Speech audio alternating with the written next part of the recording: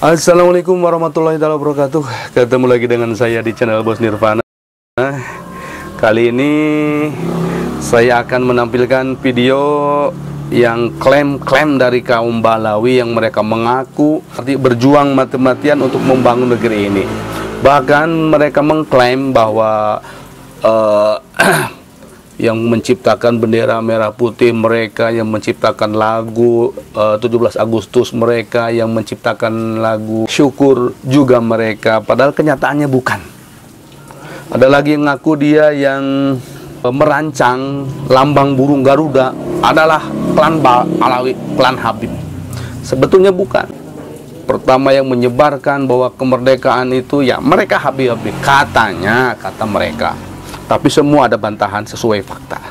Terus ada lagi yang katanya yang berdiri jejer di saat proklamator Bapak Presiden Soekarno ya memproklamasi kemerdekaan, kan ada di panggung ya. Terus itu yang sebelah Bung Karno katanya itu adalah Habaib, bapaknya Habib Rizik. Nah, tapi itu semua ternyata dibantah. Nanti ada bantahnya ya. Oke, sebelum lama-lama kita tonton video ini, jangan lupa ya, tonton terus channel Bos Nirvana, jangan lupa like dan subscribe. Mari kita tonton bersama-sama dan renungkan bersama-sama, kasih komentar ya, nanti tulis di kolom komentar.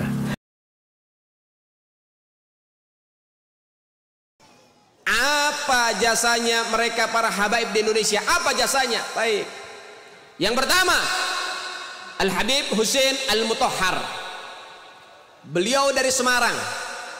Beliau yang menciptakan lagu 17 Agustus dan Syukur. Dan beliau adalah bapak pramuka yang menciptakan pramuka, Al-Habib Hussein Al-Mutahhar. Dan Anda harus tahu, ketika rumah Soekarno dikepung, di situ ada Habib Hussein Al-Mutahhar.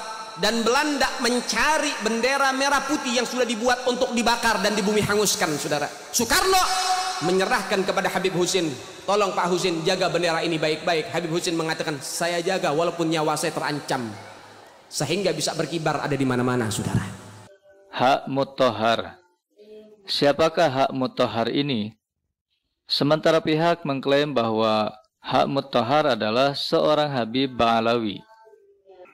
Bahwa lagu 17 Agustus sama Syukur ini kan diciptakan oleh Haji Mutahhar, dan itu adalah Habib menurut mereka. Karena memang yang tertulis, yang sekarang yang beredar baik di media sosial ataupun buku-buku terbaru itu Habib Hussein bin Salim Mutahhar gitu kan. Sehingga ini menjadi framingan yang sangat kuat, seolah-olah bahwa pejuang-pejuang kebangsaan ini ya dari klan Balawi. Tapi ada yang bikin saya tercengangah, bahasanya begitu Pak. Ternyata di grup itu ada yang mengeluarkan manuskrip. Sebenarnya begini, kata salah satu, gak saya sebutin namanya, tapi saya simpan manuskripnya. Beliau ini bukan Habib Gus katanya, karena itu lagi ramai Pak di grup ramai. Beliau ini adalah keturunan Al-Hasani, sehingga syahadah yang diberikan oleh negara kepada beliau, catatannya itu adalah Syarif Raden Syarif Umar Abdullah Mutahhar. Dan kalau kita lihat dari manuskrip itu Pak, memang fotonya sama, cuman manuskrip ini lebih lama, ini bisa lebih didekatin Kang Amar. Ya ini buat, ya nanti kalau orang penasaran ya nanti saya kasih kontaknya orang yang punya manuskripnya.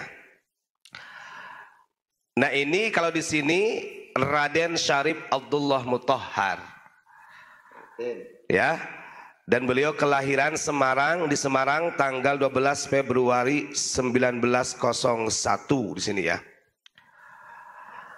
Nah dari berbagai perbedaan ini kan perlu dikaji ulang gitu kan. Harus ada pembanding yang lebih kuat. Kan begitu. Tapi jujur saja, kalau saya pribadi lebih percaya ini. Karena munculnya istilah Habib di Indonesia harus kita pahami. Mulai populernya ya setelah ada Robitoh Alawiyah. Ya nggak punten ya, terlepas itu adalah dzurriyyah Rasul ataupun bukan, kalau belum terverifikasi ya masih tertolak gitu kan. Tapi kalau memang orang itu mempunyai jiwa nasionalis dan agamis dan alim, berakhlakul karimah, ya nggak kita nafikan secara kealimannya. Urusan nasab ya beda lagi. Tapi yang jelas dari manuskrip ini beliau adalah Raden Syarif Umar Abdullah Muthohar. Maka beliau disebut Haji Muthohar.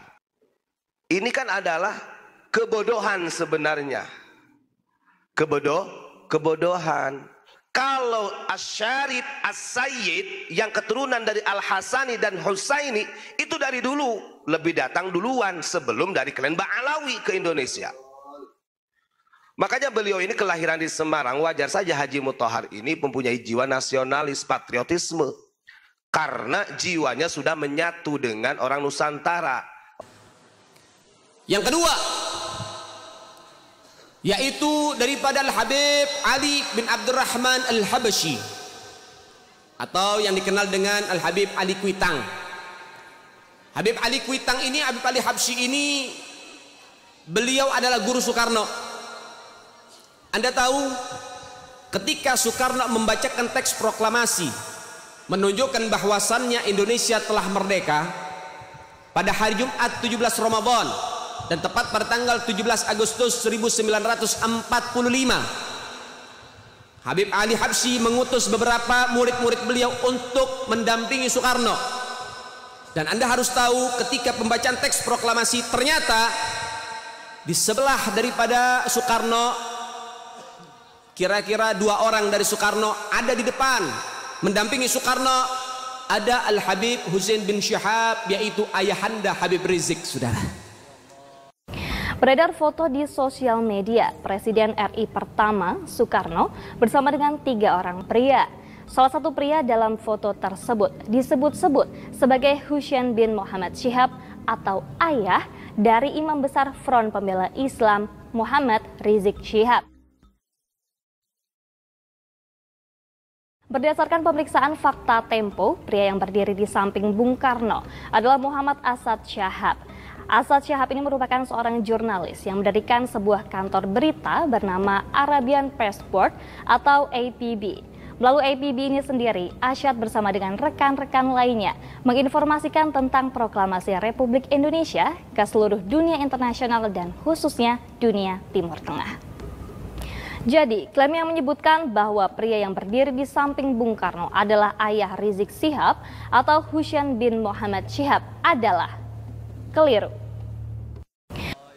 Dan Anda tahu, muridnya Habib Ali Kuitang menyampaikan kepada gurunya pada hari Jumat, selepas sholat Jumat, mengatakan, Habib, Indonesia telah merdeka.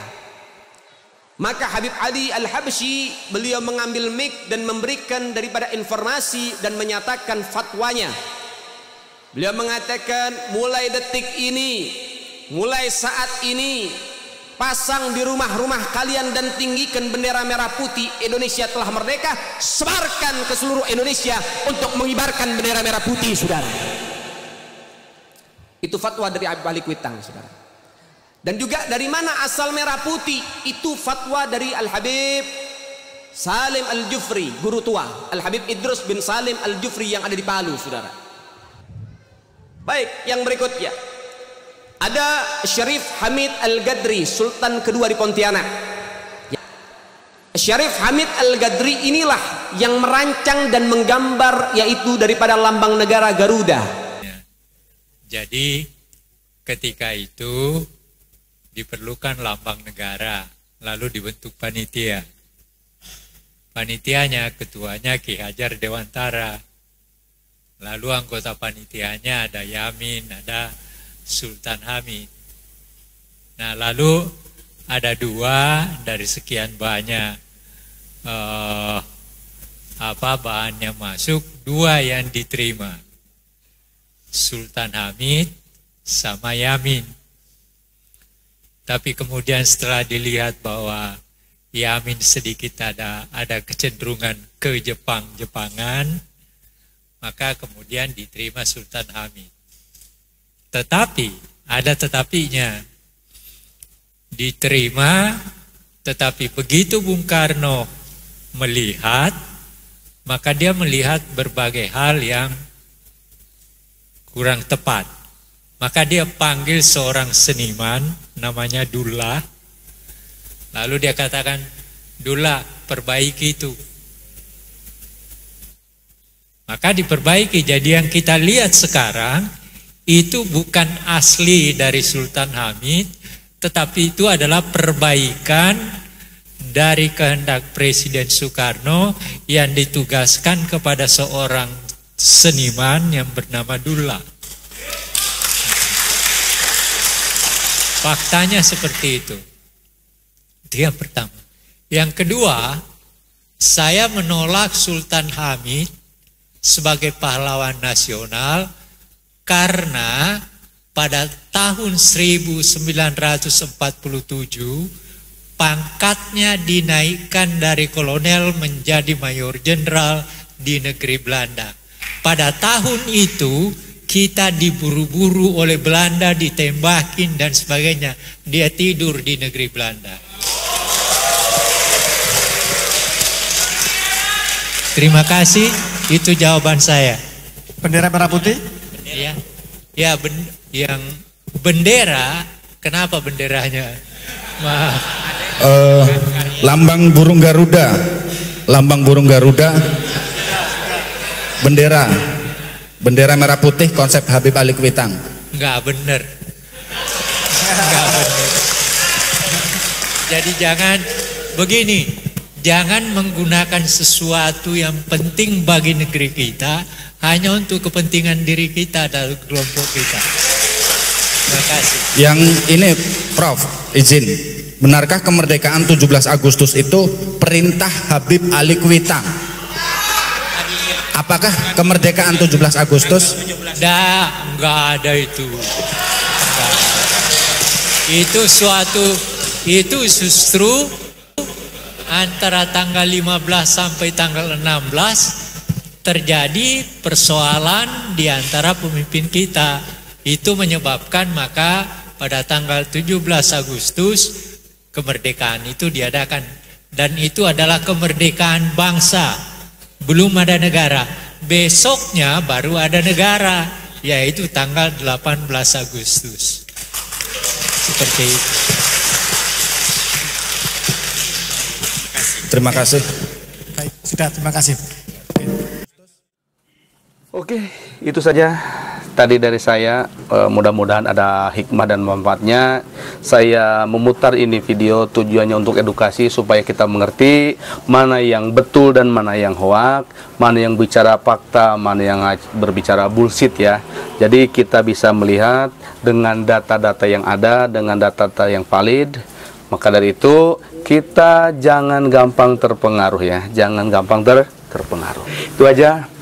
Wabillahi taufiq wal hidayah. Wassalamualaikum warahmatullahi taala wabarakatuh.